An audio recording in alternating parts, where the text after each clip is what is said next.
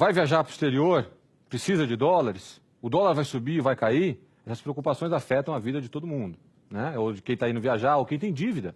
Tem empresa que tem dívida em dólar. Então, o dólar vai para ela, se o dólar vai subir ou vai descer, é muito importante. E aí, como explicar esses movimentos do dólar? A confissão do economista aqui é a variável econômica que a gente tem mais dificuldade de explicar com os nossos modelos, com os dados, com a estatística e tudo. O câmbio, ele tem uma variabilidade muito grande e é o que a gente chama de choques, né? Que atingem a taxa de câmbio, que a gente não sabe explicar exatamente de onde vem. A taxa de juros possivelmente afeta, né? Quando sobe os juros no país, entra mais dinheiro de fora. E aí a nossa moeda se valoriza, o real ganha valor e o dólar perde valor, você sabe. Quando a situação, o risco do país aumenta, a nossa moeda se desvaloriza, a gente também sabe disso, né? O Brasil ficou um país mais arriscado, que eu não sei qual que é o futuro das políticas públicas, o mundo político está meio bagunçado, taxa de câmbio deprecia, o real perde valor em relação ao dólar. Esse é o segundo fator.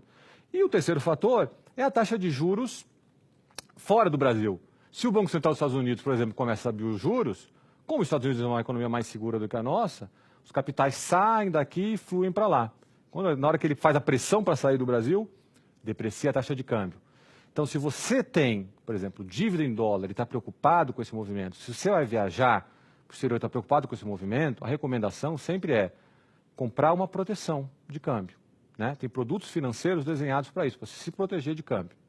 O segundo ponto importante, aqui para a empresa é muito importante, se você não é uma empresa que está muito ligada ao setor de exportação, ou seja, se as suas receitas, se o dinheiro que entra no seu caixa não é em dólar, é em reais, tenta não fazer dívida em dólar.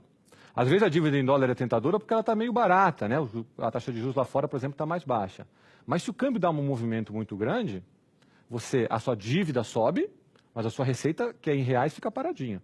Se você é do setor exportador, aí faz mais sentido você fazer dívida em dólar, porque quando sobe o câmbio, a sua dívida sobe, mas também sobe as suas receitas.